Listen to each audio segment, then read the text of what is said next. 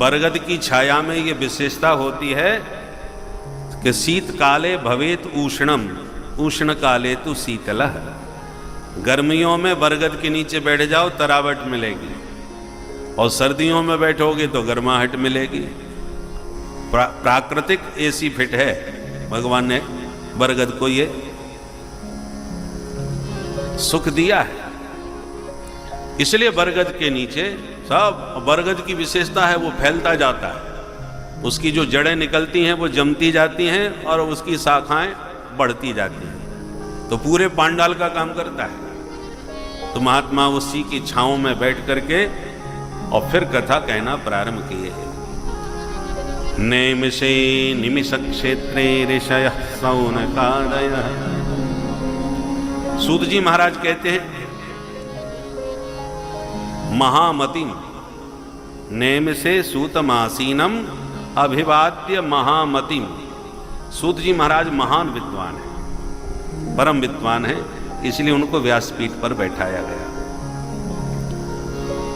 और सौनक जी जो मुख्य श्रोता हैं वो कैसे हैं? कथामृत रसास्वाद कुशलः। भगवान का कथामृत पान करने में परम प्रवीण है। कथा सुनने की कुशलता भी सब में नहीं होती। बोलो जय सिया राम। तो महाराज कथा सुनने में कुशलता की क्या जरूरत है, शांति से बैठ के सुनो। बोले नहीं नहीं, कथा सुनना भी सबको नहीं आता। श्रोताओं का विशेषण क्या है? श्रोता बुद्धिमान वह है जो विज्ञ होते हुए भी अज्ञ बन करके सुने। श्रोता कितना भी विद्वान हो और सुनते समय बिल्कुल अपने को अनाड़ी बना करके सुने, तभी वह कुछ धारण कर पाएगा। इस श्रोता के मन में ये भाव यदि है कि मैं बहुत पढ़ा लिखा हूं, मैंने इतनी कथाएं सुनी है, मैंने इतने ग्रंथ पढ़े हैं, तो वक्ता के श्रवण में उसकी जिज्ञासा और धारण करने की मनस्थिति कम होगी, बल्कि परीक्षा लेने की मनस्थिति ज्यादा होगी। तो वो परीक्षक बन के न सुने, बल्कि कोई कितना भी बड़ा विद्वान हो, जब ध्यान से सुनेगा तो कुछ ना कुछ उसे अवश्य प्राप्त होगा। हनुमान जी महाराज को देखो, सकल गुण निधान है। किसी भी व्यक्ति में सकल गुण नहीं होते, एक गुण पर ही व्यक्ति पूज जाता है। आप में कोई एक गुण आ जाए तो गुणः पूजा स्थानम गुणेषु नच लिंगम नच भया। समाज में गुण की पूजा होती है, व्यक्ति की नहीं होती। आप में कोई भी एक गुण बढ़िया है तो संसार के लोग आपका सम्मान करेंगे। ये बड़े सुंदर गायक हैं, ये बहुत बढ़िया वादक हैं, ये बहुत अच्छे विद्वान हैं। कोई भी गुण एक हो तो गुणः पूजा स्थानम। पूजा का स्थान कौन है? गुण। पर हनुमान जी में एक गुण नहीं है, सकल गुण निधानम। जितने दिव्याति दिव्य गुण हैं हनुमान जी में एक साथ विराजमान है। पहलवानों की बात करो तो अतुलित बल धामम। कितना बल है, कोई तराजू नहीं है जो तौल सके। अतुलनीय बल के भंडार हैं। और जो ज्यादा पहलवान होते हैं, बलवान होते हैं, वो बहुत अधिक बुद्धिमान नहीं मिलेंगे आपको। पहलवान व्यक्ति बुद्धिमान नहीं मिलेगा, और बुद्धिमान व्यक्ति पहलवान नहीं मिलता। परंतु हनुमान जी पहलवानों में अतुलित बलधाम हैं, और बुद्धिमानों की बात करो तो बुद्धिमताम वरिष्ठम।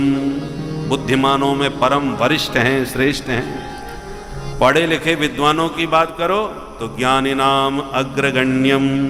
ज्ञानियों में भी अग्रगण्य हैं। और प्यारे प्रभु के भक्तों की बात करो तो रघुपति प्रिय भक्तम। ठाकुर जी के सबसे लाडले प्यारे दुलारे भक्त भी हैं।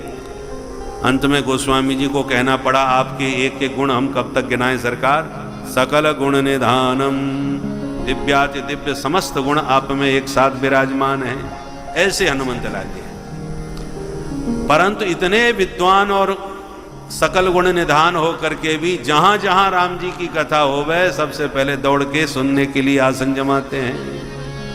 यत्र यत्र रघुनाथ कीर्तनम तत्र तत्र कृतमस्तकांजलि बाष्पवारि परिपूर्ण लोचनम मारुतिं नमत राक्षसान्तकम्।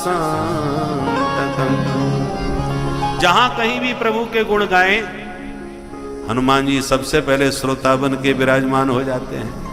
बोलो, आज तक कोई ऐसा वक्ता है जो हनुमान जी को ऐसी कथा सुनाए जो हनुमान जी ने न सुनी हो? ये तो अनादिकाल जब से पैदा हुए तब से कथा सुन रहे हैं, और भगवान की कथा ही इनका आहार है। प्रभु चरित्र सुनबे को रसिया, प्रभु चरित्र सुनबे को रसिया, प्रभु चरित्र सुनबे को रसिया, प्रभु चरित्र सुनबे को रसिया। राम लखन सीता मन बसिया, राम लखन सीता मन बसिया, राम लखन सीता मन बसिया। राम लखन सीता मन बसिया। तो भगवान के चरित्र सुनने के परम रसिक हैं हनुमंत लाल जी महाराज, इसी में रसास्वादन करते हैं। तो कहने का मतलब हनुमान जी की तरह हमको भी सुनना सीखना चाहिए।